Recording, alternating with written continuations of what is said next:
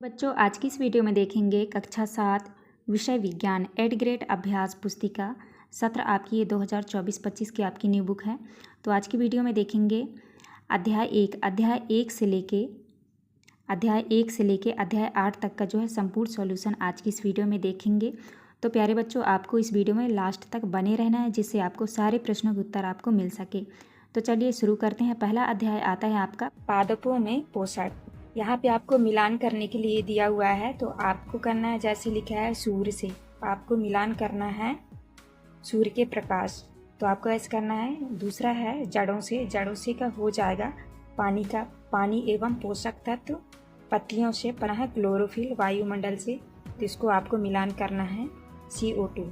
तो इस तरह से आपको करना है। इसके बाद नेक्स्ट आता है आपका वस्तुनिष्ठ प्रश्न क्रमांक 1 में है सही विकल्प चुनकर लिखिए। पहला है, जैसे कि हम जानते हैं कि हरे पौधे जल, क्लोरोफिल और कार्बन डाइऑक्साइड द्वारा सूर्य प्रकाश की उपस्थिति में प्रकाश संश्लेषण की क्रिया करते हैं। प्रकाश संश्लेषण की क्रिया के पश्चात बनने वाले उत्पाद युग्म हैं। तो आपका सही उत्तर होगा D number, carbohydrate plus oxygen. तो आपको जो है यहाँ उत्तर में भर देना है। इसके बाद नेक्स्ट आता है आपका, बूझो ने टेलीविजन पर एक कार्यक्रम में ऐसा पौधा देखा जिसकी पत्तियाँ घड़े के आकार में बदल जाती है तथा वह पौधा छोटे छोटे कीटों का शिकार करता है। बूझो जानना चाहता है कि वह पौधा कौन सा है। तो इसमें से है आपका सही उत्तर हो जाएगा डी नंबर। तो आपको यहाँ राइट आंसर लगा देना है नेफेथेंस घटपरडी। तो आपको यहाँ उत्तर में लिख भी देना है। इसके बाद नेक्स्ट आता है आपका तीसरा में है जल की कमी वाले क्षेत्र के पौधे जैसे नागफनी की पत्तियों कांटों में रूपांतरित हो जाती है। ऐसे पौधों में प्रकाश संश्लेषण पौधे के किस भाग द्वारा होता है। तो आपको सही उत्तर लगा लेना है सी नंबर, तना द्वारा। आपको यहाँ पे लिख भी देना है। इसके बाद नेक्स्ट आता है आपका, रेगिस्तान में पाए जाने वाला ऐसा पौधा जिसकी छाल दवा के रूप में काम आती है और उसकी लकड़ी में कीड़ा भी नहीं लगता। इस पेड़ की फलियों की सब्जी बनाई जाती है। इसमें से जो है आपका सही उत्तर हो जाएगा बी नंबर, खेजड़ी। इस तरह से आपको करना है। इसके बाद नेक्स्ट आता है आपका पांचवा में है, मैं एक पाइप जैसे संरचना हूँ और विशेष कोशिकाओं से बनी हूँ। मेरा मुख्य कार्य पादपों में मृदा से जल और पोषक तत्वों का परिवहन करना है। बताओ मैं कौन हूँ। तो इसमें आपका सही उत्तर हो जाएगा बी नंबर, जाइलम। तो इस तरह से आपको कर लेना है। इसके बाद नेक्स्ट आता है आपका प्रश्न क्रमांक दूसरे में दिया है, दिए गए शब्दों से चुनकर निम्न स्थानों की पूर्ति कीजिए। तो आपका पहला प्रश्न आता है यहाँ पे आपको भर देना है परपोषी प्रणाली, इसको आप भर दीजिएगा। और दूसरे में आपको परजीवी भर देना है, ये वाला। तीसरे में आपको पत्तियों और चौथे में आपको पोषक भर देना है और पांचवें में आपको सूर्य भर देना है। तो इस तरह से आप भर लीजिएगा देख के। का अति लघुत्तरीय प्रश्न क्रमांक 2 में है, क्या हरे पौधे सूर्य के प्रकाश के बिना अपने भोजन का निर्माण कर सकते हैं? यदि नहीं तो क्यों? तो उत्तर में आपको लिखना है नहीं, क्योंकि हरे पौधे सूर्य के प्रकाश की उपस्थिति में पत्तियों की सहायता से क्लोरोफिल का निर्माण करती है। इस तरह से आपको उत्तर करना है। इसके बाद आता है आपका तीसरा में है, स्वयं संश्लेषित विधि से क्या अभिप्राय है? तो आपको उत्तर में लिखना है, हरे पादप प्रकाश संश्लेषण प्रक्रम द्वारा अपना खाद्य स्वयं संश्लेषित करते हैं। इसके बाद नेक्स्ट आता है आपका प्रश्न क्रमांक चौथा में है, जड़ द्वारा अवशोषित जल एवं खनिज पत्ती तक किस प्रकार पहुंचते हैं? तो आपको उत्तर में लिखना है, जड़ द्वारा अवशोषित जल एवं खनिज वाहिकाओं द्वारा पत्तियों तक पहुंचाए जाते हैं। ये वाहिकाएं नली के समान होती हैं तथा जड़, तना, शाखाओं एवं पत्तियों तक फैली होती हैं। इसके बाद नेक्स्ट आता है आपका प्रश्न क्रमांक 5। बूझो जानना चाहता है कि मृत जीवी में प्राणियों के समान मुख नहीं होता है, ना ही ये हरे पादप के समान होते हैं, तो फिर ये अपने जीवन यापन हेतु पोषण कैसे प्राप्त करते हैं? तो आपको जो है उत्तर में लिखना है, इस प्रकार की पोषण प्रणाली को जिसमें जीव किसी मृत एवं विघटित जैविक पदार्थों से पोषक तत्व प्राप्त करते हैं, मृत पोषण कहलाती हैं। तो इस तरह से आपको आंसर करना है। इसके बाद आता है आपका छठवां में है, सवाल कैसे बनते हैं तथा ये कहाँ कहाँ पाए जाते हैं? तो आपको उत्तर में लिखना है, सवाल सामान्यतः कुछ जीवों की वृद्धि के कारण बनते हैं जिन्हें शैवाल कहते हैं। ये गीली दीवारों पर, तालाब अथवा ठहरे हुए जलाशय में पाए जाते हैं। नेक्स्ट आता है आपका लघुत्तरीय प्रश्न। प्रश्न क्रमांक 7 में है, कुछ पौधे कार्बोहाइड्रेट के अलावा प्रोटीन एवं वसा जैसे अन्य खाद्य पदार्थों का भी संश्लेषण करते हैं।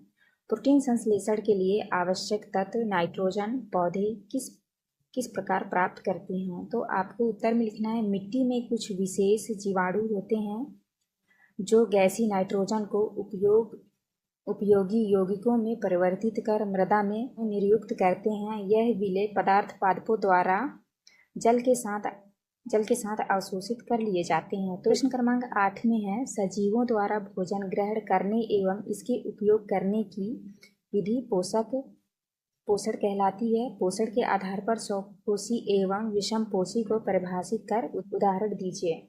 तो यहाँ पे देख लीजिए, आपका स्वपोषी, यहाँ पे स्वपोषी, यहाँ पे विषमपोषी। तो आपको जो है इसका उत्तर यहाँ से देख के अच्छे से आप कर लीजिएगा। इसके बाद नेक्स्ट क्वेश्चन आता है आपका प्रश्न क्रमांक 9वां। यदि नागफनी के पौधे को ज़्यादा नमी या जलीय क्षेत्र में लगाया जाए तो क्या होगा? तो इसका उत्तर जो है आप यहाँ से अच्छे से देख के कर लीजिएगा। प्रश्न क्रमांक 9वां का उत्तर स्क्रीनशॉट ले लीजिएगा या फिर आप यहीं से लिख लीजिएगा। इसके बाद नेक्स्ट आता है आपका प्रश्न क्रमांक 10। प्रश्न क्रमांक 10 में है, बूझो अपने खेत में कुछ वर्षों से लगातार एक ही फसल को बुआई करता आ रहा है, उसके खेत की फसल पर प्रतिवर्ष क्या प्रभाव होगा और क्यों? तो आपको जो है उत्तर में यहाँ से देख के कर लेना है। उर्वरक एवं खाद में नाइट्रोजन पोटेशियम फास्फोरस जैसे पोषक तत्व होते हैं। पादपों द्वारा लगातार उपयोग किए जाने के कारण मृदा में उनकी मात्रा धीरे धीरे कम होती जाती है। तो इसलिए मृदा को इन पोषक तत्वों से समृद्ध करने के लिए भूमि में उर्वरक तथा खाद मिलाने की आवश्यकता होती है। इसके बाद नेक्स्ट आता है आपका प्रश्न क्रमांक 11। प्रश्न क्रमांक 11 में दिया है, उपरोक्त दिए गए चित्र को देखकर बताइए कि प्रकाश संश्लेषण की क्रिया किस पत्ती में होगी और क्यों? तो आपको जो है प्रश्न क्रमांक 11 का उत्तर यहाँ से कर लेना है कि आप अच्छे से कर लीजिएगा। इसके बाद नेक्स्ट क्वेश्चन आता है आपका दीर्घ उत्तरीय प्रश्न। प्रश्न क्रमांक 12 में है, राइजोबियम जीवाणु से आप क्या समझते हैं? यदि राइजोबियम जीवाणु नष्ट हो जाए तो मृदा पर क्या प्रभाव पड़ेगा? यहाँ से आप कर लीजिएगा। इसके बाद नेक्स्ट क्वेश्चन आता है आपका प्रश्न क्रमांक 13 में दिया हुआ है, यहाँ पे सूखे ब्रेड का टुकड़ा बंद डिब्बे में, नमीयुक्त ब्रेड खुले डिब्बे में। उपरोक्त क्रियाकलाप के आधार पर बूझो जानना चाहता है कि किस डिब्बे के ब्रेड में रुएं जैसे संरचना ज़्यादा एवं जल्दी दिखेगी और क्यों? तो आपको उत्तर में ये कर लेना है, आप यहाँ से देख के कर लीजिएगा। इसके बाद जो आता है आपका प्रकाश संश्लेषण की क्रिया न होने से मानव जीवन पर क्या प्रभाव पड़ेगा, व्याख्या कीजिए। आप यहाँ से 12 नंबर का उत्तर जो है देख के आप कर लीजिएगा। इसके बाद नेक्स्ट क्वेश्चन आता है प्रश्न क्रमांक 14। प्रश्न क्रमांक 14 में है, घटपर्णी पौधे का रंग हरा होता है तथा प्रकाश संश्लेषण भी करता है, फिर भी ये पोषण के लिए कीटों का भक्षण क्यों करता है, समझाइए। तो आपको जो उत्तर में लिखना है, घटपर्णी पौधे को मृदा से वे सभी पोषक नहीं मिल पाते हैं जिनकी उन्हें आवश्यकता हो, इसीलिए ये पोषण के लिए कीटों का भक्षण करता है। तो इस तरह से आपको जो है उत्तर कर लेना है। इसके बाद नेक्स्ट आता है आपका 12 नंबर में है, घटपर्णी पौधा किस प्रकार कीटों का भक्षण करता है, विस्तार से समझाइए। तो इसका उत्तर जो है आप यहाँ से देख के लिख लीजिएगा अच्छे से। इसके बाद नेक्स्ट क्वेश्चन आता है आपका प्रश्न क्रमांक 15। प्रकाश संश्लेषण दर्शाने के लिए व्यवस्था का नामांकित चित्र बनाइए। तो यहाँ पे आपको जो है चित्र बनाना है, तो देख के जो है अच्छे से कर लीजिएगा। इस तरह से आपको चित्र बनाना है और नाम भी लिखना है। इसके बाद आता है आपका प्रोजेक्ट 1। प्रोजेक्ट 1 में है, विभिन्न प्रकार की न्यूनतम 5 पत्तियाँ एकत्रित कर एक कागज पर चिपकाइए, पत्ती का नाम तथा एक एक उपयोग लिखिए। तो यहाँ पे जो है आपको पत्ती का चित्र बनाना है, पत्ती का नाम लिखना है और पत्ती के उपयोग। तो इस तरह से आपको चित्र बना के जो है उनके उपयोग लिख लेना है। इसके बाद नेक्स्ट आता है आपका प्रोजेक्ट 2। प्रोजेक्ट 2 में है, अपने परिवेश में उपलब्ध कोई 5 फलों के बीज एकत्रित कर कागज पर चिपकाइए। ये बीज किस फल से प्राप्त हुए हैं, उस फल का नाम लिखकर चित्र बनाइए। तो यहाँ पर देख लीजिए, इस तरह से जो है आपको कर लेना है बीज का चित्र। यहाँ पे देख लीजिए, यहाँ पे बीज का चित्र, फल का नाम और यहाँ पे फल का चित्र तो आपको बनाना है। पहला है आम, तो यहाँ पे आपको आम का चित्र बनाना है, पपीता, अनार, सेब, चीकू। तो इस तरह से जो है आपको कर लेना है। तो यहाँ पे हमारी वीडियो कंप्लीट होती है। जो है आपका अध्याय 2 है। अध्याय 2 में आपका दिया है प्राणियों में पोषण। तो चलिए वीडियो की स्टार्ट करते हैं। यहाँ पे आपके कुछ निर्देश टाइप दिए हुए हैं, आप इसको पढ़ लीजिएगा। जैसे यहाँ पे लिखा है सहपाठी का नाम, प्रोटीन भोजन में शामिल करने के लिए क्या खाया। तो आपको इस तरह से लिख लेना है। पहला प्रश्न आता है आपका वस्तुनिष्ठ प्रश्न। प्रश्न क्रमांक पहले में है, सही विकल्प चुनकर लिखिए। पहला है, कोई व्यक्ति उल्टी दस्त से पीड़ित है तो चिकित्सक उसे क्या लेने की सलाह देंगे। तो जो है आपको उत्तर में लिखना है सी नंबर, ORS का घोल। इसके बाद नेक्स्ट आता है आपका दूसरा है, यदि किसी व्यक्ति में पित्त रस उत्पादन में कमी है तो पाचन की कौन सी प्रक्रिया सबसे अधिक प्रभावित होगी। तो आपको उत्तर में करना है बी नंबर, रासायनिक पाचन। इसके बाद नेक्स्ट आता है आपका तीसरा में है, छोटी आंत की आंतरिक भित्ति पर पाए जाने वाले दीर्घरोम की संरचना पाचन और अवशोषण में उनके कार्य से कैसे संबंधित है। तो आपको राइट आंसर करना है ए नंबर, बढ़ा हुआ सतह क्षेत्र पोषक तत्वों के अवशोषण को बढ़ाता है। आपका चौथा में है, क्रमाकुंजन पाचन में किस प्रकार सहायता करता है। तो आपका सही उत्तर हो जाएगा डी नंबर, यह मांसपेशियों के संकुचन के माध्यम से भोजन को पाचन तंत्र में ले जाने में मदद करता है। तो आपको जो है यहाँ पे लिख भी लेना है। इसके बाद आता है आपका पांचवा, क्षुद्रांत पाचन और अवशोषण के लिए एक महत्वपूर्ण स्थल माना जाता है क्योंकि। तो आपका राइट आंसर हो जाएगा बी नंबर, यह वह जगह है जहां भोजन पोषक तत्वों में से टूट जाता है और रक्त प्रवाह में अवशोषित हो जाता है। आपको यहाँ पे लिख लेना है। इसके बाद नेक्स्ट आता है आपका दूसरा, रिक्त स्थानों की पूर्ति कीजिए। तो आपको पहले में भरना है, तो आप यहाँ पे भर दीजिएगा पाचन, यहाँ पे आपको भरना है स्टारफिश, और यहाँ पे आपको भरना है अंतःग्रहण, और यहाँ पे स्वाद कलिकाएं पे आपको भरना है हाइड्रोक्लोरिक अम्ल।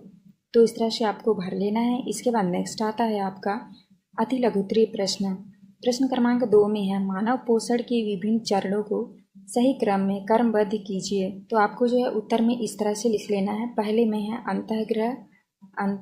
अंतःग्रहण, पाचन, अवशोषण, स्वांगीकरण, निष्कासन। तो इस तरह से आपको लिख लेना है। इसके बाद नेक्स्ट क्वेश्चन आता है आपका तीसरा में है, पित्त कहाँ निर्मित होता है। तो आपको लिखना है, पित्त यकृत में निर्मित होता है और एक थैली में संग्रहित होता रहता है, इसे पित्ताशय कहते हैं। नेक्स्ट है आपका चौथा में है, पहेली स्कूल जाने के लिए जल्दी जल्दी भोजन खा रही थी, अचानक उसको खांसी उठती है और हिचकी आने लगती है, पहेली के साथ ऐसा क्यों हुआ। तो आपको उत्तर में, यह खाद्य कणों के श्वास नली में प्रवेश करने के कारण होता है। इसके बाद नेक्स्ट आता है आपका पांचवा में है पांचवा है आपका, भोजन हमारे लिए क्यों आवश्यक है। तो आपको उत्तर में लिखना है, सभी जीवों को वृद्धि करने, शरीर को स्वस्थ एवं गतिशील बनाए रखने के लिए भोजन की आवश्यकता होती है। छठवें में है, रोटी के टुकड़े को जब आप मुंह से चबाते हैं तो वह कुछ समय बाद मीठी लगने लगती है, क्यों। तो आपको उत्तर में लिखना है, रोटी चबाते समय लार स्टार्च को माल्टेज में बदल देती है और इसलिए रोटी मीठी लगने लगती है। इसके बाद नेक्स्ट आता है आपका लघुत्तरीय प्रश्न क्रमांक 7 में है, बूझो जानना चाहता है कि क्या आप घास खाने वाले जानवर एवं मनुष्यों में भोजन का पाचन समान रूप से होता है, यदि कुछ विभिन्न है तो उसका विवरण लिखिए। तो आपको जो उत्तर में लिखना है, भोजन के पाचन का आधारभूत प्रक्रम सभी प्राणियों में समान है, जिसमें खाद्य पदार्थों, सरल पदार्थों एवं परिवर्तित होता है एवं ऊर्जा मुक्त होती है। तो इस तरह से आपको करना है। इसके बाद नेक्स्ट क्वेश्चन आता है आपका 8वां। प्रश्न क्रमांक 8 में दिया है, मानव पाचन तंत्र के आमाशय में पाए जाने वाला हाइड्रोक्लोरिक अम्ल की पाचन क्रिया में क्या भूमिका है, समझाइए। तो आपको उत्तर में लिखना है, आमाशय की आंतरिक सतह हाइड्रोक्लोरिक अम्ल तथा पाचक रस स्रावित करता है। हाइड्रोक्लोरिक अम्ल अनेक ऐसे जीवाणुओं को नष्ट करता है जो भोजन के साथ वहां तक पहुंच जाते हैं। इसके बाद नेक्स्ट आता है आपका प्रश्न क्रमांक 9वां। प्रश्न क्रमांक 9 में है, दीर्घरोम क्या है, यह कहाँ पाए जाते हैं एवं इनके कार्य लिखिए। तो आपको उत्तर में लिखना है, दीर्घरोम क्षुद्रांश की आंतरिक भित्ति पर उंगली के समान उभरी हुई संरचनाएं होती है, जिन्हें दीर्घरोम अथवा दीर्घरोम अथवा रसांकुर कहते हैं। कार्य है, दीर्घरोम पचे हुए भोजन के अवशोषण हेतु तल क्षेत्र बढ़ा देते हैं। तो इस तरह से आपको करना है। इसके बाद नेक्स्ट क्वेश्चन आता है आपका 10वां। 10 है, यदि मनुष्य के रदनक दांत ना हो तो क्या होगा? तो आपको उत्तर में लिखना है, यदि मनुष्य में रदनक दांत ना हो तो भोजन को चीरने एवं पकड़ने में समस्या होगी। यह दांत भोजन को पकड़ने एवं चीरने का कार्य करता है। इसके बाद नेक्स्ट आता है आपका प्रश्न क्रमांक 11। 11 में है, दूध के दांत तथा स्थायी दांत में क्या अंतर है? तो आपको उत्तर में लिखना है, हमारे दांतों का प्रथम सेट शैशव काल में निकलता है तथा लगभग 8 वर्ष की आयु तक ये सभी दांत गिर जाते हैं। इन्हें दूध के दांत कहते हैं। इन दांतों के स्थान पर दूसरे दांत निकलते हैं जिन्हें स्थायी दांत कहते हैं। इसके बाद नेक्स्ट क्वेश्चन आता है आपका दीर्घ उत्तरी प्रश्न। प्रश्न क्रमांक 12 में है, मानव पाचन तंत्र का नामांकित चित्र बनाइए एवं उनके मुख्य भागों के नाम लिखिए। तो जो है आपको इस तरह से चित्र बनाना है और आपको इस तरह से नाम भी लिखना है। तो आप यहाँ से देख के अच्छे से कर लीजिएगा और नाम भी लिख लीजिएगा। इस तरह से आपको कर लेना है मानव पाचन तंत्र का चित्र बना के। इसके बाद नेक्स्ट आता है आपका प्रश्न क्रमांक 13। प्रश्न क्रमांक 13 में है, निम्न पाचन संबंधित क्रियाओं को संक्षेप में लिखिए। आपको उत्तर में लिखना है, पहला है अंतःग्रहण स्वांगीकरण। अंतःग्रहण, भोजन का अंतःग्रहण मुख द्वारा होता है। आहार को शरीर के अंदर लेने की क्रिया अंतःग्रहण कहलाती है। दूसरा है स्वांगीकरण, शुद्धांत्र में अवशोषित पदार्थों का स्थानांतरण रुधिर वाहिकाओं द्वारा शरीर के विभिन्न भागों तक होता है, जहां उनका प्रयोग जटिल पदार्थों को बनाने में किया जाता है। इस प्रक्रम को स्वांगीकरण कहते हैं। तो इस तरह से आपको उत्तर कर लेना है। इसके बाद नेक्स्ट आता है आपका प्रश्न क्रमांक 14। प्रश्न क्रमांक 14 में है, जलाशयों में पाए जाने वाला एक कोशिकीय जीव अमीबा में पाचन क्रिया विधि को चित्र सहित समझाइए। तो आपको उत्तर में लिखना है, अमीबा में अंतःकोशिकीय पाचन होता है। भोजन का पाचन खाद्य रिक्तिका में होता है। भोजन पचाने के लिए ट्रिप्सिन, पेटिसिन, एमाइलेज एंजाइम पाए जाते हैं। बाद में पचा हुआ भोजन शरीर के अंदर जीव द्रव में बदल जाता है। तो इस तरह से आपको उत्तर लिखना है और ऐसे ही आपको चित्र भी बनाना है। इसे देख के अच्छे से बना लीजिएगा। इस तरह से आपको अमीबा का चित्र भी बनाना है। इसके बाद नेक्स्ट क्वेश्चन आता है आपका 12 नंबर में है, दांतों की व्यवस्था तथा विभिन्न प्रकार के दांतों के नामांकित चित्र एवं कार्य लिखिए। तो आपको जो है इस तरह से दांतों की जो है चित्र बना लेना है और नाम भी लिखना है। तो आप अच्छे से देख लीजिए, इस तरह से आपको चित्र बना लेना है। आपको दांत का चित्र बनाना है और आपको लिखना है, हमारे मुख में लार ग्रंथि होती है जो लार स्रावित करती है। क्या आप जानते हैं कि लाल रस का भोजन पर क्या प्रभाव पड़ता है? आइए इसका पता लगाएं। दांतों के प्रकार, दांतों की संख्या, निचला जबड़ा, ऊपरी जबड़ा। तो आपको जो है इस तरह से देख के कर लेना है। निचला जबड़ा में देखिए 4 है, ऊपरी जबड़ा में 4 और योग 8। तो इस तरह से आपको यहाँ से देख के कर लेना है। इसके बाद नेक्स्ट आता है आपका 15 में है, ग्रीष्का में भोजन की गति का नामांकित चित्र बनाइए। तो इस तरह से आपको चित्र बनाना है, नाम भी लिखना है। तो देख लीजिए, इस तरह से आपको चित्र बना लेना है। इसके बाद नेक्स्ट आता है आपका 12 नंबर। 12 नंबर में है, घास खाने वाले जंतुओं में पाचन का नामांकित चित्र बनाइए। आपका घास खाने वाला जंतु, तो इस तरह से आपको जो है चित्र बना लेना है और नाम भी लिख लीजिएगा यहाँ से देख के। तो इस तरह से आप अच्छे से बना लीजिएगा। इसके बाद नेक्स्ट आता है आपका प्रोजेक्ट 1। प्रोजेक्ट 1 में है, प्राणायाम क्यों आवश्यक है? तो धूम्रपान की आदत को रोकने के लिए दिए गए स्थान पर एक पोस्टर का निर्माण कीजिए एवं धूम्रपान रोकने हेतु एक नारा लिखिए। तो आपको जो है उत्तर में लिखना है, प्राणायाम के करने से स्थिर मन और दृढ़ इच्छा शक्ति प्राप्त होती है, अतः प्राणायाम आवश्यक है। और इस तरह से आपको एक पोस्टर भी बनाना है। यहाँ पे आपको नाम भी लिखना है, धूम्रपान स्वास्थ्य के लिए हानिकारक होता है, नारा लिखना है और कृपया इसका सेवन ना करें। तो इस तरह से आपको पोस्टर भी बनाना है। इसके बाद नेक्स्ट आता है आपका प्रोजेक्ट 2। प्रोजेक्ट 2 में है, जीवन रक्षक घोल कैसे बनाया जाता है तथा उसके उपयोग लिखिए। तो आपको लिखना है बनाने की विधि और उपयोग। आप यहाँ से देख के आप अच्छे से कर लीजिएगा। यहाँ पे हमारी वीडियो कंप्लीट होती है। देखेंगे अध्याय 3। अध्याय 3 में दिया है ऊष्मा। तो चलिए आगे की ओर देखते हैं। यहाँ पे आपको इस तरह से आपको लिख लेना है, ये वस्तुएं गर्म व ठंडी लगती है क्योंकि यह वस्तुएं ऊष्मा एवं ताप का परिवहन कर पाते हैं। तो इस तरह आपको भर लीजिएगा। इसके बाद आते हैं आपके बहुविकल्पीय प्रश्न। तो प्रश्न क्रमांक पहले का आपको उत्तर में करना है पानी से बर्फ़ के टुकड़े की ओर। इसके बाद नेक्स्ट क्वेश्चन आता है आपका दूसरा, तो दूसरे का उत्तर होगा आपका भेड़ और खरगोश, तो आपके ये सही उत्तर हो जाएगा। इसके बाद नेक्स्ट आता है आपका प्रश्न क्रमांक तीन का उत्तर होगा आपका बर्फ़ की गोली को जूट के कपड़े से लपेट कर रखना। इसके बाद आता है आपका प्रश्न क्रमांक चौथे के उत्तर में करना है आपको धातु लकड़ी की अपेक्षा ऊष्मा की अच्छी चालक है। नेक्स्ट है आपका पाँचवा के उत्तर होगा आपका समुद्र की ओर आने वाली वायु को। नेक्स्ट है आपका चौथा का उत्तर होगा आपका 35 डिग्री सेल्सियस से 42 डिग्री सेल्सियस तक। इसके बाद आता है आपका छठवें का आपका उत्तर होगा 37 डिग्री सेल्सियस। तो आपको इस तरह करना है। इसके बाद आते हैं आपके रिक्त स्थानों वाले प्रश्न। तो पहले में भरना है आपको ठंडी, दूसरे में भरना है आपको कुचालक। इसके बाद नेक्स्ट आता है आपका तीसरे में भरना है आपको गर्म, और चौथे में भरना है आपको समुद्री समीर, और पाँचवें में भरना है आपको विकिरण।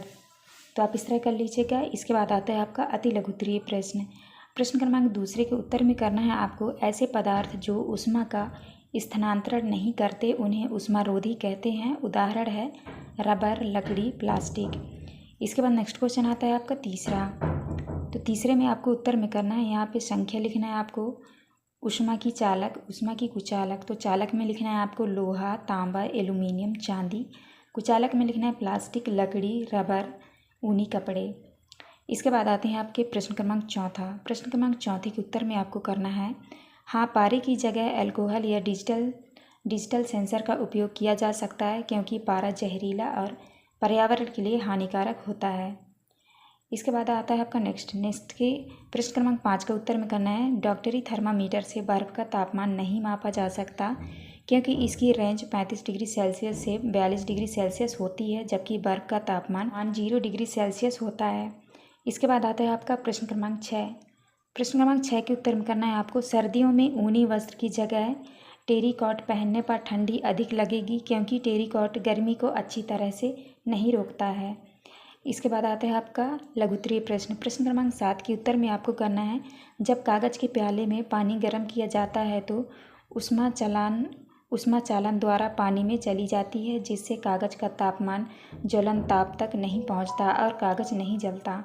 इसके बाद आता है आपका प्रश्न क्रमांक 8। तो आपको प्रश्न क्रमांक 8 के उत्तर में करना है काले रंग का कपड़ा जल्दी सूख जाएगा क्योंकि गहरे रंग के वस्त्र अधिक ऊष्मा अवशोषित करते हैं, जबकि हल्के रंग के कपड़े जैसे कि सफ़ेद ऊष्मा का कम अवशोषण करते हैं, उसे परावर्तित कर देते हैं।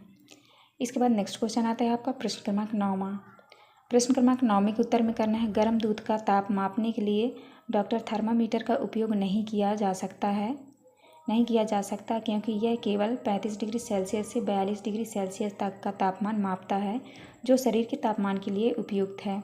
गर्म दूध का तापमान इससे अधिक हो सकता है और थर्मामीटर में पारा फट सकता है। तो आपको इस तरह करना है। इसके बाद नेक्स्ट क्वेश्चन आता है आपका प्रश्न क्रमांक 10। तो 10वें के उत्तर में करना है आपको जब बर्तन को ज्वाला पर रखते हैं तो वह गर्म हो जाता है क्योंकि ऊष्मा ज्वाला से बर्तन में स्थानांतरित हो जाती है। लकड़ी का हैंडल ऊष्मा का कुचालक होने के कारण गर्म नहीं होता, इसीलिए हमें हैंडल पकड़ने पर गर्म नहीं लगता है। हैंडल हटाने पर बर्तन पकड़ने पर गर्म लगता है। इसके बाद आता है आपका प्रश्न क्रमांक 11 के उत्तर में करना है आपको चालन किसी पिंड के अंदर सूक्ष्म विसरण तथा कणों के टक्कर के कारण जो ऊष्मा का अंतरण होता है उसे ऊष्मा चालन कहते हैं। उदाहरण है लोहा। दूसरा है संवहन में लिखना है अधिक गर्म पिंड से किसी अधिक ठंडे पिंड में ऊष्मा के पारगमन को ऊष्मा का संवहन कहते हैं। इसके बाद नेक्स्ट क्वेश्चन आता है आपका दीर्घ उत्तरीय प्रश्न क्रमांक 12 के उत्तर में आपको करना है एक के ऊपर एक जुड़े 2 पतले कंबलों का चुनाव करेंगे क्योंकि इन दोनों कंबलों के बीच में वायु की एक परत भी विद्यमान है। चूँकि वायु ऊष्मा की कुचालक होती है, इसलिए यह अधिक ऊष्मा बनाए रखती है और कंबल को गर्म रखती है। इसके बाद नेक्स्ट आता है आपका 12 नंबर के उत्तर में करना है आपको हाँ, ऐसे भवन बनाना संभव है जो बाहर की गर्मी और ठंड से कम प्रभावित होती है। इसके लिए खोखली ईंटों का उपयोग किया जा सकता है जिनमें हवा की परतें होती हैं। ये ईंटें दीवार की मोटाई और इमारत का वजन कम करती हैं, जिससे अंदर अधिक जगह मिलती है और इमारत ठंडी रहती है। इसके बाद नेक्स्ट क्वेश्चन आता है आपका प्रश्न क्रमांक 13। प्रश्न क्रमांक 13 के आ का उत्तर आपको लिखना है। निम्नलिखित सावधानियां रखनी चाहिए। थर्मामीटर को उपयोग से पहले और बाद में धोना चाहिए। उपयोग से पहले थर्मामीटर का ताप 35 डिग्री सेल्सियस से भी नीचे होना चाहिए। थर्मामीटर को पढ़ते समय पारे का तल दृष्टि रेखा की सीधे में होना चाहिए। थर्मामीटर उपयोग के लिए बल्ब नहीं पकड़ना चाहिए। इसके बाद नेक्स्ट आता है आपका 12 नंबर। तो 12 नंबर के उत्तर में करना है आपको। डॉक्टरी थर्मामीटर में एक लंबी कांच की नली होती है जिसमें पारा भरा बल्ब होता है। नली में पारे की पतली धारी दिखती है। यह थर्मामीटर 35 डिग्री सेल्सियस से 42 डिग्री सेल्सियस तक के ताप मापता है। तो देख लीजिए इस तरह से यहाँ पे थर्मामीटर बना है, तो आपको इस तरह से चित्र भी बना लेना है। इसके बाद नेक्स्ट क्वेश्चन आता है आपका प्रश्न क्रमांक 14। तो प्रश्न क्रमांक 14 के उत्तर में करना है आपको। समुद्र समीर की ओर से स्थल भाग की ओर चलने वाली वायु समुद्र समीर कहलाती है। दूसरा है थल समीर। स्थल भाग से समुद्र की ओर चलने वाली वायु थल समीर कहलाती है। तो आपको इस तरह करना है और इस तरह से आपको चित्र बना लेना है। तो आप यहाँ से देख के कर लीजिएगा। थल समीर और स्थल समीर की इस तरह से आपको चित्र भी बना लेना है। इसके बाद नेक्स्ट आता है आपका प्रश्न क्रमांक 15। 15 में है डॉक्टरी थर्मामीटर एवं प्रयोगशाला थर्मामीटर में अंतर लिखिए। तो आपको इस तरह से जो है आपको प्रयोगशाला थर्मामीटर और डॉक्टरी थर्मामीटर में आपको अंतर लिख लेना है। तो आप यहाँ से देख के लिख लीजिएगा। इसके बाद नेक्स्ट क्वेश्चन आता है आपका प्रोजेक्ट 1। प्रोजेक्ट 1 में देखिए यहाँ पे लिखना है आपको अपने सहपाठी का नाम, डिजिटल थर्मामीटर पर तापमान। तो आप इस तरह से कर लीजिएगा। तो आप अच्छे से देख लीजिए। इसके बाद नेक्स्ट क्वेश्चन आता है आपका प्रोजेक्ट 2। प्रोजेक्ट 2 के का उत्तर में आपको करना है स्वच्छता संक्रमण से बचाने के लिए सही माप में त्रुटि कम करने के लिए प्रारंभिक तापमान स्थिर करना सटीक परिणाम के लिए। इसके बाद नेक्स्ट क्वेश्चन आता है आपका खा नंबर में लिखा है तापमापी को जीभ के नीचे क्यों रखते हैं। तो आपको खा का उत्तर यहाँ से देख के आपको कर लेना है। इसके बाद नेक्स्ट आता है आपका गा नंबर में है। तो गा नंबर के उत्तर में करना है आपको हाँ शरीर के कंधे के नीचे भी रखते हैं। इसके बाद घा नंबर के उत्तर में करना है आपको शरीर के विभिन्न भागों का ताप भिन्न अलग अलग होता है। तो आपको इस तरह से करना है। ये था आपका लास्ट क्वेश्चन। यहाँ पे हमारी वीडियो कंप्लीट होती है। अध्याय 4 में है अम्ल, क्षारक और लवण। तो यहाँ पे देख लीजिए इस तरह से आपको भर लेना है। तो आप इस तरह से देख के भर लीजिएगा। आगे की ओर चलते हैं तो आप इनको देख के अच्छे से भर लीजिएगा। इसके बाद नेक्स्ट आता है आपका सही विकल्प चुनकर लिखिए। पहला क्वेश्चन है, पहले क्वेश्चन का आपका सही उत्तर होगा फार्मिक अम्ल। दूसरे का सही उत्तर होगा आपका अम्लीय। इसके बाद नेक्स्ट क्वेश्चन आता है आपका तीसरा होगा प्रति अम्ल। इसके बाद नेक्स्ट क्वेश्चन आता है आपका चौथा का उत्तर होगा गहरा गुलाबी। पाँचवें का उत्तर होगा उदासीन विलयन। इसके बाद नेक्स्ट क्वेश्चन आता है आपका रिक्त स्थानों वाले प्रश्न। तो पहले में भरना है आपको अम्लीय, दूसरा में भरना है आपको लैक्टिक, तीसरा में भरना है आपको उदासीन। इसके बाद नेक्स्ट क्वेश्चन आता है आपका चौथा में भरना है आपको क्षारक और पाँचवें में भरना है आपको लवण व जल। तो आप इस तरह भर लीजिएगा। इसके बाद नेक्स्ट आता है आपका लघुत्तरीय प्रश्न क्रमांक दूसरे में है। तो आपको उत्तर में करना है सिरका एसिटिक अम्ल, पालक में होता है ऑक्सैलिक एसिड।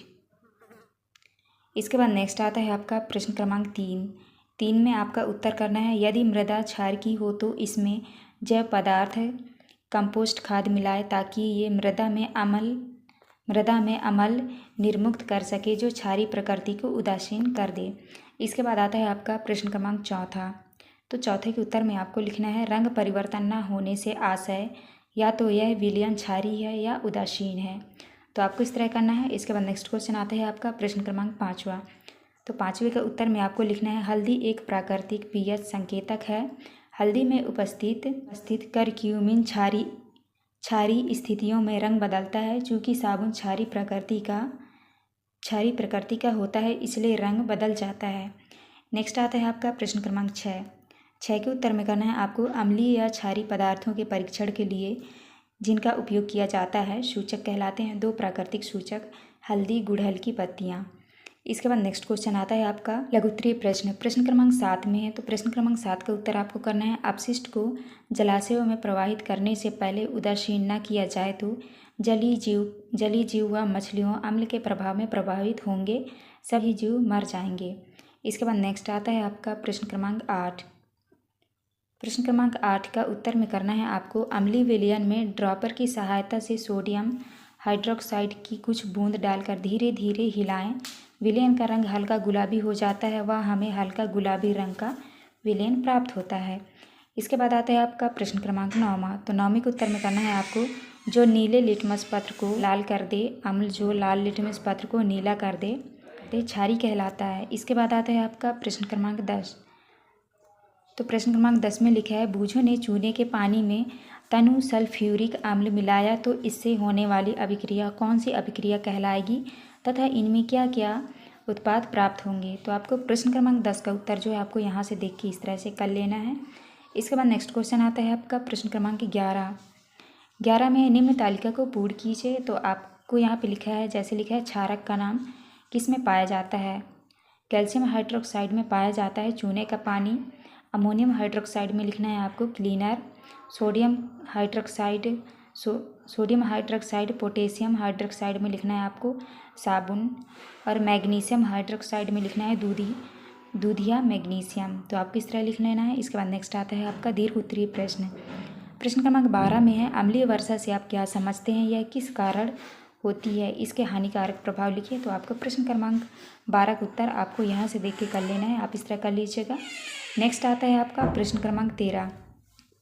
प्रश्न क्रमांक 13 के पहले में है, जब चींटी काटती है तब हमारी त्वचा पर इसका क्या प्रभाव पड़ता है, चींटी के डंक से त्वचा पर होने वाले दुष्प्रभावों से कैसे बचा जा सकता है। तो आपको प्रश्न क्रमांक 13 का उत्तर आपको यहाँ से कर लेना है, तो आप इस तरह लिख लीजिएगा। नेक्स्ट आता है आपका 12 नंबर में अम्ल और क्षार में अंतर बताइए। तो आपको यहाँ से अम्ल और क्षार में अंतर आपको लिख लेना है देख के। इसके बाद नेक्स्ट आता है आपका 6 नंबर में है, अगर हमारे पेट में भोजन को पचाने के लिए अम्ल तैयार होता है तो बाजार में उपलब्ध कार्बोनेट पे उस अम्ल पर क्या असर डालते हैं, मगर अगर उन्हें खाली पेट पिया जाए तो क्या होगा। तो आपको सा का उत्तर यहाँ से देख के आपको इस तरह से कर लेना है। इसके बाद नेक्स्ट क्वेश्चन आता है आपका प्रश्न क्रमांक 14। प्रश्न क्रमांक 14 में गुड़हल के पुष्प द्वारा बने सूचक से आप तालिका में दिए गए पदार्थों की पहचान कर निष्कर्षों को लिखिए। तो आपको प्रश्न क्रमांक 14 का उत्तर यहाँ से देख के इस तरह से आपको कर लेना है। इसके बाद नेक्स्ट आता है आपका, तो इसको देख के आप कर लीजिएगा अच्छे से। इसके बाद नेक्स्ट आता है आपका 12 नंबर में लिखा है, किन्हीं 5 अम्लों के नाम तथा उनके स्रोतों के नाम लिखिए। तो आप इसका उत्तर यहाँ से कर लीजिएगा। इसके बाद 7 नंबर में है, बूझों ने कल रात में कुछ नहीं खाया और आज उसे बहुत उल्टियाँ हो रही हैं। डॉक्टर ने कहा उसके पेट में अम्लता बढ़ गई है। अब बूझों को किस प्रकार का भोजन करना चाहिए जिससे उसकी अम्लता कम हो जाए। डॉक्टर ने उसे नारियल पानी पीने की व खारा खाने की सलाह क्यों दी होगी। तो आपको प्रश्न क्रमांक 7 का उत्तर आपको इस तरह से कर लेना है, तो आप यहाँ से देख के लिख लीजिएगा। नेक्स्ट क्वेश्चन आता है आपका प्रश्न क्रमांक 15 है, दैनिक जीवन में उदासीनीकरण के उदाहरण लिखिए। तो आपको प्रश्न क्रमांक 15 का उत्तर यहाँ से कर लेना है। इसके बाद 12 नंबर में, किसी फैक्ट्री के आसपास के भाग में यदि हवा में बहुत प्रदूषण हो तो वहाँ पर होने वाली वर्षा के पानी में डूबने पर नीला व लाल लिटमस पत्र किस रंग में बदल जाएगा और इसका क्या कारण होगा। तो आपको इसका उत्तर यहाँ से आपको देख के कर लेना है। इसके बाद नेक्स्ट आता है आपका प्रोजेक्ट 1 में है, तो प्रोजेक्ट 1 का उत्तर आप इस तरह से कर लीजिएगा। तो आप यहाँ से देख के लिख लेना है आपको। प्रोजेक्ट 2 का उत्तर आपको यहाँ से इस तरह से कर लेना है। ये था आपका लास्ट क्वेश्चन। यहाँ पे हमारी वीडियो कंप्लीट होती है। अध्याय 5 में है भौतिक एवं रासायनिक परिवर्तन। तो चलिए आगे की ओर चलते हैं। यहाँ पे आपको इस तरह से कर लेना है, भौतिक परिवर्तन, रासायनिक परिवर्तन में आपको इस तरह से टिक लगा लेना है। तो आप यहाँ से देख के कर लीजिएगा। इसके बाद आता है आपका सही विकल्प चुनकर लिखिए। तो प्रश्न क्रमांक पहले का आपका सही उत्तर होगा बी नंबर, सेब, वैगन एवं आलू वातावरण की ऑक्सीजन से क्रिया करते हैं। नेक्स्ट क्वेश्चन है आपका प्रश्न क्रमांक दूसरा का उत्तर होगा आपका बी नंबर, गैल्वेनाइजेशन। इसके बाद नेक्स्ट क्वेश्चन आता है आपका तीसरा का उत्तर होगा आपका सी नंबर, स्टेनलेस स्टील। इसके बाद आता है आपका चौथा के उत्तर में करना है आपको प्रकाश संश्लेषण। इसके बाद नेक्स्ट है आपका पाँचवा के उत्तर में करना है आपको ओजोन परत। इसके बाद नेक्स्ट आते हैं आपके रिक्त स्थानों वाले प्रश्न। तो आपको पहले में भरना है आपको रासायनिक, दूसरे में भरना है आपको हानिकारक, तीसरे में भरना है आपको भौतिक और चौथे में भरना है आपको क्रिस्टलीकरण, पाँचवें में भरना है आपको ऑक्सीजन एवं जल। तो आप इस तरह भर लीजिएगा। इसके बाद नेक्स्ट क्वेश्चन आता है आपका अति लघुत्तरीय प्रश्न। प्रश्न क्रमांक दूसरे के उत्तर में आपको करना है चमकदार श्वेतलय के साथ मैग्नीशियम रिबन का दहन होता है, मैग्नीशियम ऑक्साइड पदार्थ बनाता है। इसके बाद आता है आपका प्रश्न क्रमांक तीसरा। तीसरे के उत्तर में करना है हम पीवीसी पाइप का उपयोग करेंगे क्योंकि यह पानी में रसायन नहीं छोड़ता है और रोगजनकों का जोखिम कम होता है। इसके बाद नेक्स्ट क्वेश्चन आता है आपका प्रश्न क्रमांक चौथा। तो चौथे के उत्तर में करना है आपको कार्बन डाइऑक्साइड की मौजूदगी के कारण दूधिया हो जाता है, किस क्रिया से रासायनिक परिवर्तन हुआ है। इसके बाद आते हैं आपके प्रश्न क्रमांक पाँचवा। प्रश्न क्रमांक 5 के उत्तर में करना है आपको फलों का पकना एवं रासायनिक परिवर्तन है क्योंकि इसमें शर्करा का निर्माण, रंग परिवर्तन, गंध और स्वाद में बदलाव और कोशिकाओं का विघटन जैसे रासायनिक प्रतिक्रियाएं शामिल होती हैं। इसके बाद नेक्स्ट क्वेश्चन आता है आपका प्रश्न क्रमांक 6। तो आपको प्रश्न क्रमांक 6 के उत्तर में करना है पानी के उबलने पर भाप में बदलना एक भौतिक परिवर्तन है। नेक्स्ट आता है आपका लघुत्तरीय प्रश्न।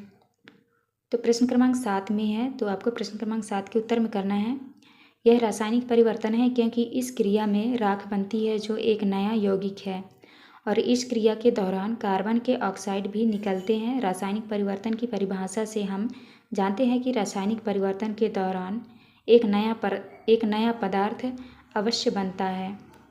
इसके बाद आता है आपका प्रश्न क्रमांक 8।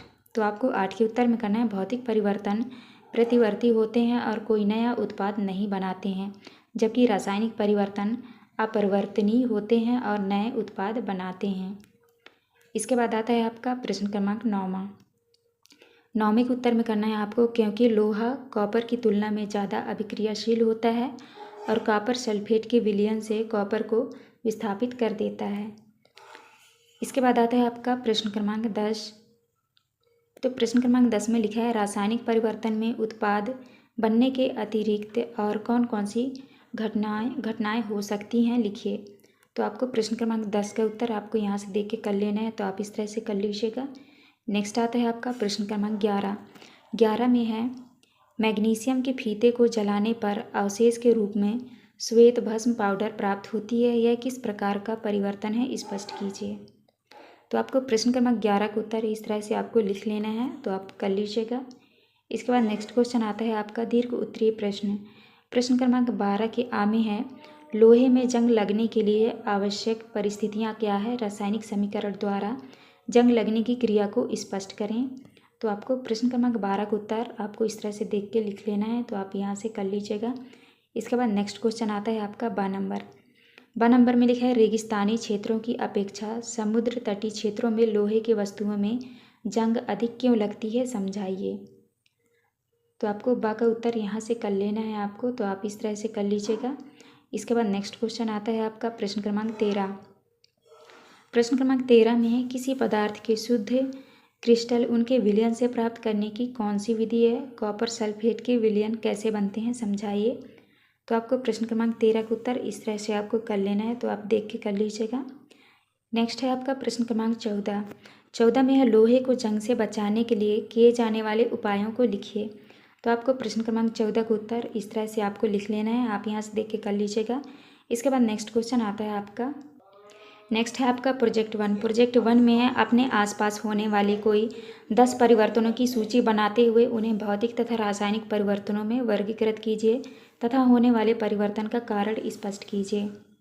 तो आपको इस तरह से इसका उत्तर करना है परिवर्तनों के नाम, भौतिक, रासायनिक और परिवर्तन के कारण। तो आप यहाँ से देख के कर लीजिएगा, इस तरह से आपको लिखना है। इसके बाद आता है आपका प्रोजेक्ट 2 में है शक्कर के पानी से शक्कर कैसे निकालोगे, प्रक्रिया का चित्र सहित वर्णन करें। तो आपको इस तरह से करना है, यहाँ पे देख लीजिए, और आपको इस तरह से चित्र बना लेना है, तो आप यहाँ से देख के कर लीजिएगा। ये था आपका लास्ट क्वेश्चन। यहाँ पे हमारी वीडियो कंप्लीट होती है। देखने वाले हैं अध्याय 6 में दिया है जीवों में श्वसन। तो चलिए वीडियो की ओर चलते हैं। तो यहाँ पे आपको जैसे लिखा है आओ बच्चे नीचे दी गई टेबल का अवलोकन करें। तो आपको यहाँ पे देख के इस तरह से आपको भर लेना है। जैसे जैसे भरा है आप अपने बुक में भर लीजिएगा। तो इस तरह से आपको भर लेना है बुक में। इसके बाद आता है आपका बहुविकल्पीय प्रश्न। प्रश्न क्रमांक पहले के आपका सही उत्तर होगा सी नंबर, पौधों की जड़ों को श्वसन की क्रिया के लिए पर्याप्त ऑक्सीजन न मिलने के कारण। इसके बाद आपका दूसरा आता है प्रश्न क्रमांक दूसरे का सही उत्तर होगा ऑक्सीजन। इसके बाद नेक्स्ट आता है आपका तीसरा क्वेश्चन है। तीसरे क्वेश्चन का उत्तर होगा आपका सी नंबर, विशेष रक्त वाहिकाओं के माध्यम से। इसके बाद आता है आपका प्रश्न क्रमांक चौथा। तो चौथे का सही उत्तर होगा आपका सी नंबर, हृदय गति में कमी होना। पाँचवें का उत्तर में आपको करना है बी नंबर, मनुष्य व फेफड़े तथा मछली व गिल्स। तो आपको इस तरह करना है, बी नंबर आपका राइट आंसर होगा। इसके बाद नेक्स्ट क्वेश्चन आते हैं आपके रिक्त स्थानों वाले। तो पहले में भरना है आपको वायवी, और दूसरे में भरना है आपको श्वसन दर, तीसरे में भरना है आपको ऊर्जा, और चौथे में भरना है आपको डायफ्राम, और पाँचवें में भरना है आपको त्वचा। तो आप इस तरह खाली स्थान भर लीजिएगा। इसके बाद नेक्स्ट आता है आपका अति लघुत्तरीय प्रश्न। प्रश्न क्रमांक तीसरे में दिया है मानव शरीर अधिक ऊंचाई पर ऑक्सीजन के स्तर में कमी की पूर्ति कैसे करता है। तो आपको प्रश्न क्रमांक 3 का उत्तर आपको यहाँ से देख के इस तरह से आपको लिख लेना है। तो आप कर लीजिएगा। इसके बाद नेक्स्ट आता है आपका चौथा। प्रश्न क्रमांक चौथे में है, क्या पौधों की जड़ें मिट्टी में दबे होने के बाद भी ऑक्सीजन ग्रहण करती हैं, यदि हाँ तो कैसे। तो आपको उत्तर में करना है प्रश्न क्रमांक 4 का उत्तर आप यहाँ से देख के कर लीजिएगा इस तरह से। इसके बाद नेक्स्ट क्वेश्चन आता है आपका प्रश्न क्रमांक 5। पाँचवें में है, कोशिका में ऑक्सीजन की उपस्थिति में भोजन के विखंडन के प्रक्रम को क्या कहते हैं। तो आपको उत्तर में करना है, यह प्रक्रम वायवीय प्रक्रम है। इसके बाद छठवां है, प्रश्न क्रमांक 6 में है, कॉकरोच के शरीर में श्वसन किसके द्वारा होता है। तो आपको उत्तर में करना है श्वास रंध्र के द्वारा। इसके बाद नेक्स्ट आता है आपका प्रश्न क्रमांक 7। तो प्रश्न क्रमांक 7 के उत्तर में आपको करना है, इस स्थिति में हमारी कोशिकाओं को अधिक ऑक्सीजन की आपूर्ति होती है। इसी आपूर्ति को पूरा करने के लिए व्यक्ति द्वारा तेज़ी से सांस ली जाती है। इसके बाद आते हैं आपके लघुत्तरीय प्रश्न। तो प्रश्न क्रमांक 8 में जो है आपको इस तरह से करना है, जैसे यहाँ पे लिखा है क्रियाकलाप श्वसन दर तीव्र सामान। तो आप इस तरह से देख के आपको यहाँ से कर लेना है।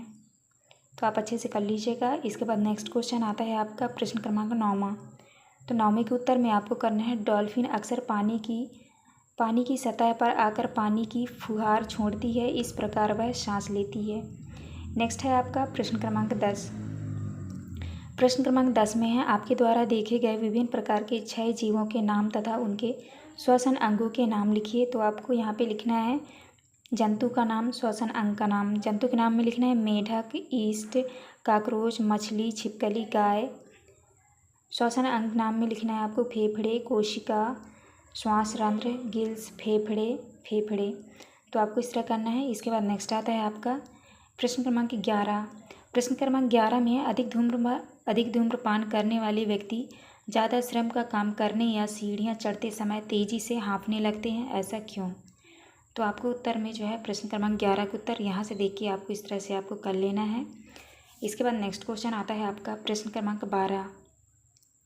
प्रश्न क्रमांक 12 के उत्तर में आपको करना है, अत्यधिक व्यायाम करने से हमारी पेशियों में ऐंठन पेशियों के अवयवी श्वसन करने के कारण होता है। इसके बाद आते हैं आपके दीर्घ उत्तरीय प्रश्न। प्रश्न क्रमांक 13 में लिखा है, नीचे दी गई अभिक्रिया को ध्यान से देखिए। तो यहाँ पे देख लीजिए, यहाँ पे लिखना है आपको ग्लूकोज प्लस O2, फिर यहाँ पे लिखना है CO2 प्लस यहाँ पे लिखना है HO2। तो आप इस तरह कर लीजिएगा। पहला क्वेश्चन है, उपरोक्त दी गई अभिक्रिया का नाम क्या है। तो आपको करना है, यह अभिक्रिया वायु श्वसन है। इसके बाद आता है आपका दूसरा।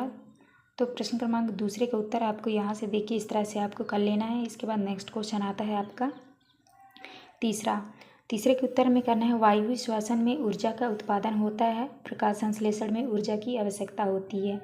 इसके बाद आता है आपका प्रश्न क्रमांक 14। तो प्रश्न क्रमांक 14 के उत्तर में आपको इस तरह से यहाँ से देख के आपको कर लेना है। तो आप यहाँ से देख के अच्छे से कर लीजिएगा।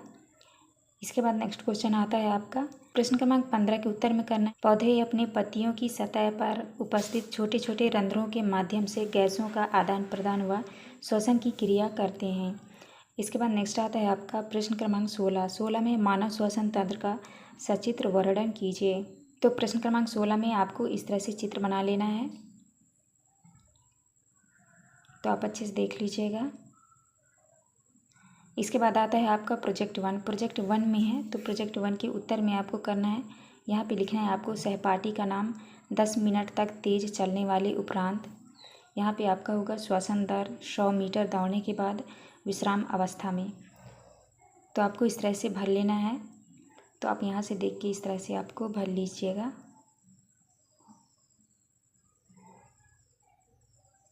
तो आप इस तरह से अपनी बुक में भर लीजिएगा। इसके बाद नेक्स्ट आता है आपका प्रोजेक्ट 2 में है बच्चे दिए गए स्थान पर धूम्रपान को रोकने के लिए एक पोस्टर बनाइए एवं धूम्रपान को रोकने हेतु एक स्लोगन लिखिए। तो चलिए देखते हैं। तो इस तरह से आपको पोस्टर बनाना है, तो आप यहाँ से देख के बना लीजिएगा। इस तरह से पोस्टर लिखा है नो स्मोकिंग एरिया, धूम्रपान निषेध क्षेत्र, यहाँ धूम्रपान करना अपराध है। और यहाँ पे स्लोगन लिखना है धूम्रपान विरोधी नारे। पहला है धूम्रपान भयंकर आफत है, देता मौत का दावत है। दूसरे में करना है धूम्रपान नहीं है कोई शान, धीरे धीरे लेता सबके प्राण। तो आपको इस तरह करना है। ये था आपका लास्ट क्वेश्चन। यहाँ पे हमारी वीडियो कंप्लीट होती है। अध्याय 7 में है जंतुओं और पादप में परिवहन। लिखना है आपको महाधमनी महाशिरा, फुसफुस धमनी फुसफुस शिरा, बायां अलिंद दायां अलिंद, बायां निलय आदि लिखें। तो आपको जो है यहाँ पे इस तरह से आपको लिख लेना है, तो आप यहाँ पे देख के कर लीजिएगा। इसके बाद नेक्स्ट क्वेश्चन आता है आपका सही विकल्प चुनकर लिखिए। तो पहले प्रश्न का सही उत्तर होगा जड़ों से पत्तियों तक पानी और खनिजों का परिवहन। इसके बाद नेक्स्ट क्वेश्चन आता है आपका दूसरा का आपका राइट आंसर होगा ए नंबर लाल रक्त कोशिकाओं के साथ संयुक्त होने से। इसके बाद आता है आपका प्रश्न क्रमांक 3 का आपका सही उत्तर होगा ए नंबर दोनों परिवहन के लिए हीमोग्लोबिन का उपयोग करते हैं। इसके बाद नेक्स्ट आता है आपका चौथा का आपका सही उत्तर हो जाएगा सी नंबर वाष्पोत्सर्जन। इसके बाद पाँचवा का सही उत्तर होगा आपका सी नंबर, विकल्प ए तथा बी दोनों सही है।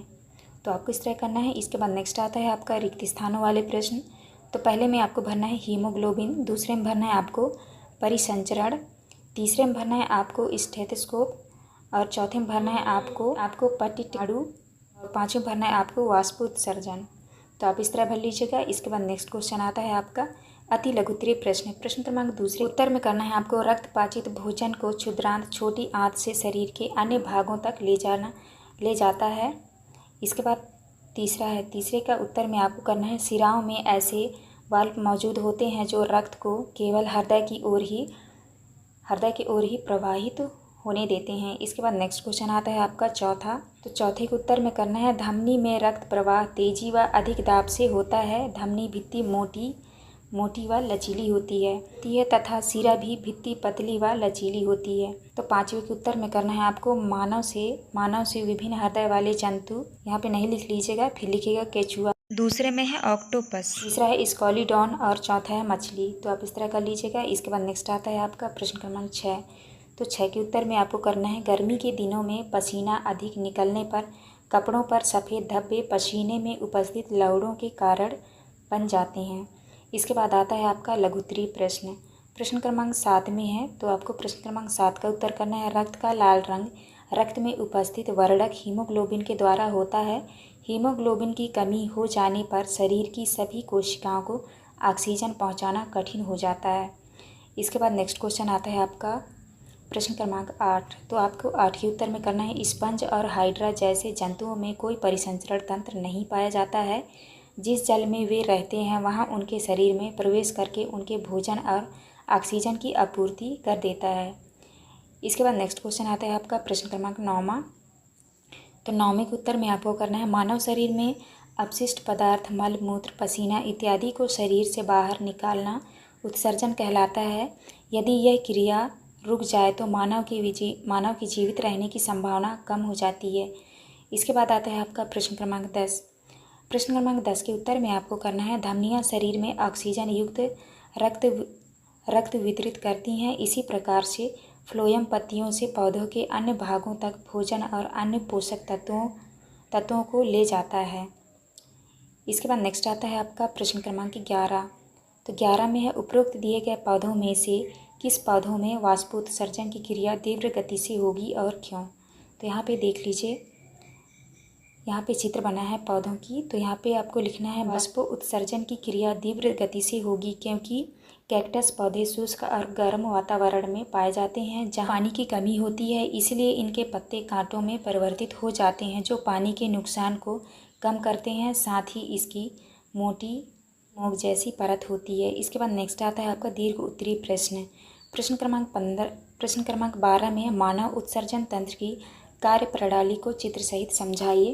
तो चलिए प्रश्न क्रमांक 12 का उत्तर देखते हैं। यहाँ पे आपको लिखना है, मानव उत्सर्जन तंत्र शरीर से अपशिष्ट पदार्थों को बाहर निकालने का कार्य करता है। इसमें मनुष्य अंग, गुर्दे, किडनी होते हैं जो रक्त से विषैले और अनावश्यक पदार्थों को छानते हैं और उन्हें मूत्र के रूप में निकालते हैं। मूत्रवाहिनी मूत्र को गुर्दा से मूत्राशय तक ले जाती है जहाँ यह अस्थायी रूप से संग्रहित होता है। मूत्राशय से मूत्र मार्ग के माध्यम से शरीर से बाहर निकलता है। और आपको जो है इस तरह से आपको चित्र बना लेना है। तो आप चाहे इसको बनाएं चाहे आप इसको बनाएं, जो आपका मन करे आप उसको बना सकते हैं, मानव उत्सर्जन तंत्र का चित्र। इसके बाद नेक्स्ट आता है आपका प्रश्न क्रमांक 13। तो 13 के उत्तर में करना है आपको, मानव शरीर में हृदय ऐसा अंग है जो जीवन पर्यंत बिना रोक रक्त को पंप करता है। हृदय 4 कक्षों में बटा होता है, 2 अलिंद एवं 2 निलय, दाहिना निलय फेफड़ों में ऑक्सीजन रहित रक्त भेजता है और बायां निलय पूरे शरीर में ऑक्सीजन युक्त रक्त पंप करता है। साइनस नोड से उत्पन्न विद्युत संकेत हृदय की धड़कन को नियंत्रित करते हैं जिससे हृदय सुचारू रूप से कार्य करता है। तो आपको इस तरह करना है। इसके बाद नेक्स्ट आता है आपका प्रश्न क्रमांक 14। प्रश्न क्रमांक 14 के पहले में लिखा है, यदि फ्लोएम अवरुद्ध या क्षतिग्रस्त हो तो पौधे की वृद्धि और विकास पर संभावित परिणामों पर चर्चा करें और लिखें। तो आपको प्रश्न क्रमांक 14 के पहले का उत्तर जो है आपको यहाँ से देख के इस तरह से आपको लिख लेना है आपको। तो आप अच्छे से देख लीजिए, इस तरह से आप कर लीजिएगा। इसके बाद नेक्स्ट आता है आपका 2 नंबर में जाइलम क्या है, यह पौधों की वृद्धि तथा विकास में किस प्रकार सहायक है, चर्चा करें एवं लिखें। तो आपको यहाँ पे जाइलम के बारे में आपको इस तरह से कर लेना है, तो आप कर लीजिएगा। इसके बाद नेक्स्ट क्वेश्चन आता है आपका प्रश्न क्रमांक 15 में परिसंचरण तंत्र की व्यवस्था का सचित्र वर्णन कीजिए। तो आपको इस तरह से लिख लेना है। इसके बाद जो है आपको इस तरह से आपको चित्र भी बना लेना है। तो आप इस तरह से चित्र बना लीजिएगा। यहाँ पे लिखा है दायां अलिंद, दायां निलय, बायां अलिंद, बायां निलय। तो आपको इस तरह से आपको चित्र भी बना लेना है। इसके बाद नेक्स्ट आता है आपका प्रोजेक्ट 1। प्रोजेक्ट 1 में है, स्टेथोस्कोप के मॉडल का निर्माण कीजिए एवं कक्षा में प्रदर्शित कीजिए। तो आपको स्टेथोस्कोप की इस तरह से आपको चित्र बना लेनी है। इसके बाद आता है आपका प्रोजेक्ट 2। तो प्रोजेक्ट 2 में आपको यहाँ पे लिखना है कि इस अंग के विशेषज्ञ डॉक्टर के पास तत्काल जाना चाहिए। तो आपको लिखना है फुसफुसी रोगी विशेषज्ञ, पेल्मोनोलॉजिस्ट। इसके बाद दूसरा है कौन सी जांच कराना उचित होगा। तो आपको उत्तर में करना है CBC कंप्लीट अलर्ट काउंट। तीसरा है क्या क्या सावधानियां रखनी चाहिए। तो आपको करना है शीघ्र चिकित्सक को दिखाएं। तीसरा है भुनी चीज़ों का सेवन ना करें। तीसरे में गर्म पानी पीते रहें। तो आपको इस तरह करना है। ये था आपका लास्ट क्वेश्चन। यहाँ पे हमारी वीडियो कंप्लीट होती है। अध्याय 8 पादप में जनन का संपूर्ण आंसर देखेंगे। तो चलिए शुरू करते हैं इस वीडियो को। देखिए, सबसे पहले आपको इसमें लिखा गया है पाठ की पूर्व तैयारी। तो यहाँ पे देखिए आपको क्या करना है। इसमें देखिए आपको जो है यहाँ पे ये देखना है कि यह क्वेश्चन आपका यहाँ पूछा गया है, अपने कुल कितने गोले लगाए हैं। तो देखिए हमने कितने, 1 गोला, 2 गोला, 3 गोला लगा दिया है। तो आपको यहाँ पे 3 गोला लिख देना है। इसके बाद उन शब्दों को लिखे जिस पर आपने गोला नहीं लगाया है। तो देखिए आपको यहाँ पे आगे आपको यहाँ पे हमने गोला किस में नहीं लगाया है। देखिए आलू में नहीं लगाया है, और यहाँ पे गन्ना पे नहीं लगाया है, और आपका गुलाब पे नहीं लगाया है। इसके बाद देखिए गुलाब के पौधे को कैसे उगाया जाता है। तो आपको देखिए कलम द्वारा आपको उत्तर लिख लेना है। इसके बाद देखिए आपका पहला क्वेश्चन स्टार्ट होता है। यहाँ पे आपका लिखा है सही विकल्प चुनकर लिखिए। दिया है पहला क्वेश्चन, दिए गए जीवन चक्र में सही जीवन चक्र है। तो आपको उत्तर में देखिए शिशु, किशोर, बच्चा, वयस्क उत्तर लिखना है। तो आपको उत्तर यहाँ पे लिखना पड़ेगा। दूसरा क्वेश्चन देखिए, सजीवों में जीवन चक्र के सही आपके पदक्रम को चुनकर लिखना है। तो उत्तर देखिए आपको D नंबर, जन्म, वृद्धि, प्रजनन, मृत्यु आपको लिखना है। इसके बाद देखिए क्वेश्चन आपका अगला आपका आएगा तीसरा, निम्न में कौन सा भाग पुष्प का नहीं होता है। तो देखिए आपको इसमें 4 ऑप्शन दिए गए हैं, उत्तर आपको यहाँ पे जो है डी नंबर होगा, केवल आपका चौथा। इसके बाद देखते हैं आपका 5वां क्वेश्चन।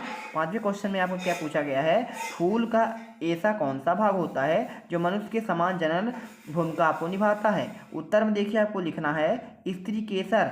इसके बाद चलते हैं आपके यहाँ पे अगला क्वेश्चन पर। कल्पना कीजिए कि आप पर परागण को बढ़ावा देने के लिए एक उद्यान बनाना चाहते हैं। तो उत्तर में देखिए आपको बी नंबर करना है, एक ही प्रजाति के फूलों का एक क्षेत्र में लगाना। अब अगला देखिए यहाँ पे क्वेश्चन आता है आपका रिक्शन वाली क्वेश्चन। इसमें आपके देखिए एक क्वेश्चन आपको इसमें मुकुल खंडन, परागण, फूल कायिक प्रवर्धन आपको इसमें भरना है। तो पहले हम देखिए पराग कोष से फूल वर्धकाक तक, पराग कोष से देखिए आपको क्या उस भरना है, परागण कहा जाता है।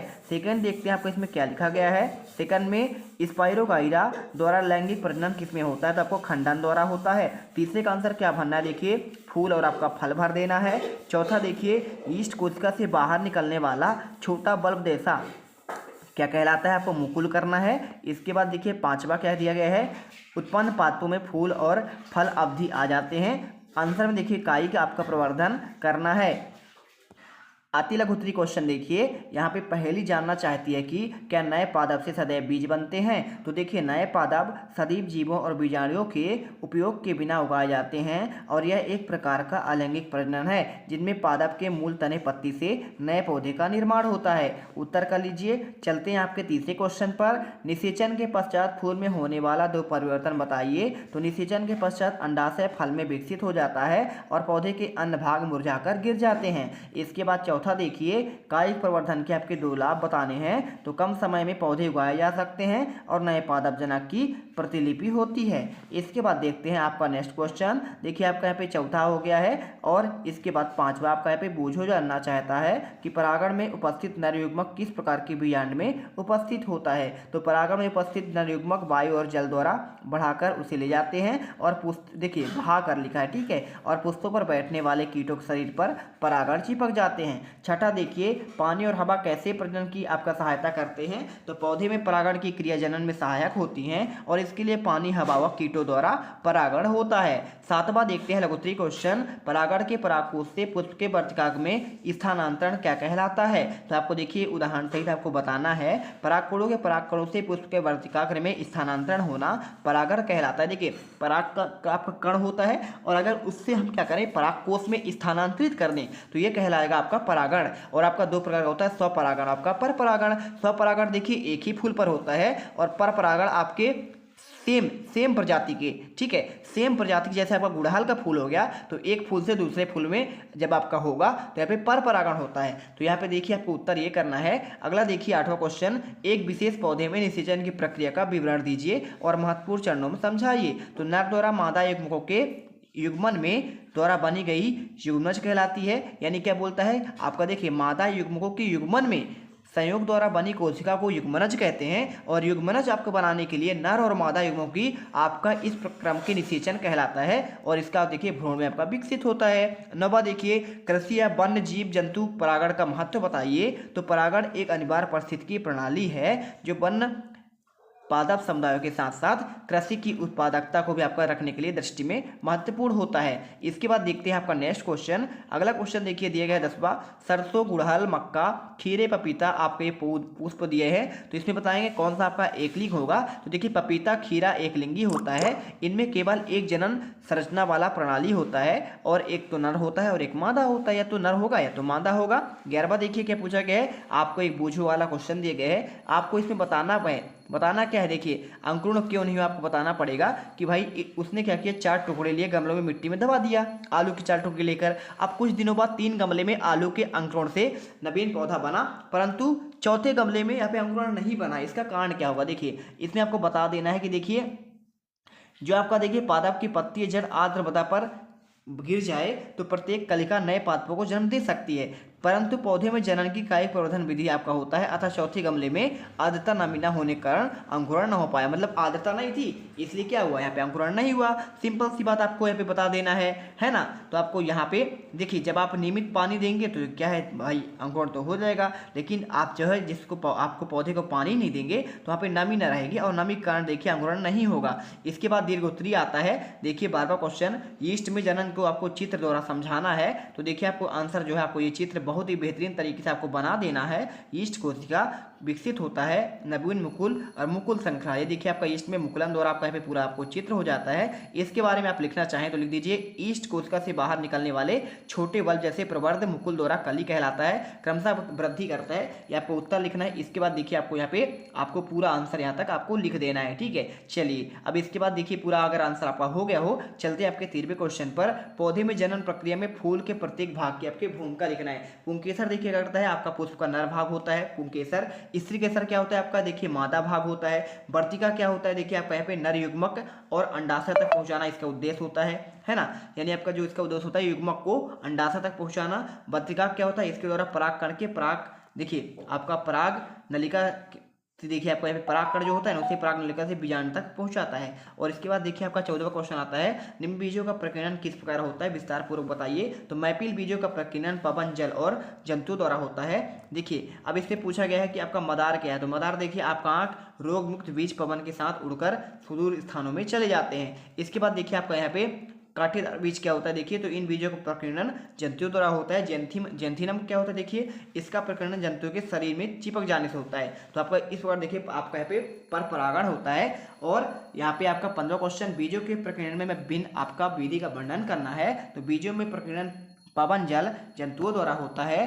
सहजन और द्विफलन जैसे पादप को पंख युक्त बीज पर घासों के हल्के बीज आंख रूप में युक्त आपके बीज पर सूरजमुखी के रोमयुक्त वपन के आपके साथ उड़कर सुदूर स्थानों पर लाए जाते हैं। जैसे आपका देखिए नारियल आपका इसी प्रकार यहाँ पे परागण होता है। इसके बाद देखिए प्रोजेक्ट आपका 1 होता है, किसी गुलाब के पौधे में उसके तने पर पार्श्व संधि को काटकर एक गमले में लगाइए और उसमें परिवर्तन को आपको लिखना है, समय और होने वाला परिवर्तन। देखिए हम आपको बताते हैं यहाँ पे। पहले आपका देखिए यहाँ पे आपको इस प्रकार लिखना है। पहले आपको 5 दिनों बाद मान लेते हैं तो इसका परसंधि निकल जाएगा। 15 दिन हो जाएगा तो कलिका का निकल जाएगा। 1 महीने बाद क्या हो, देखिए आपका कली बनने स्तंभ हो जाएगा और आरंभ हो जाएगा, है ना। और 3 महीने बाद क्या होगा, गुलाब के पुष्प का आपका खिलना शुरू हो जाएगा। और प्रोजेक्ट आपका दूसरा देखिए, अपने घरों से अलग अलग प्रकार के पौधे के छोटे छोटे पैकेटों को एकत्र कर लीजिए और इसमें आपको बताना है कि ये घरों में किस प्रकार काम आते हैं। तो आपको देखिए आपको यहाँ पे बीज का नाम और बीज का घरों में उपयोग आपको बताना है। तो देखिए पहले आपको यहाँ पे लिखना है तुलसी का, देखिए जमीन में बौकर उगाकर काढ़ा बनाने का उपयोग। दूसरा देखिए आम पेट संबंधी चूर्ण बनाने का आपका उपयोग। और बैल का देखिए आपका औषधि बनाने का उपयोग। आपको ये कर देना है। अब इसके बाद अध्याय 9 आता है, गति एवं समम। उसका देखिए उत्तर जब है ना आपका हम अगला वीडियो में देंगे, ठीक है। तो मिलते हैं अगला वीडियो में। वीडियो को लाइक कर देना, सब्सक्राइब कर देना। जय हिंद, जय भारत।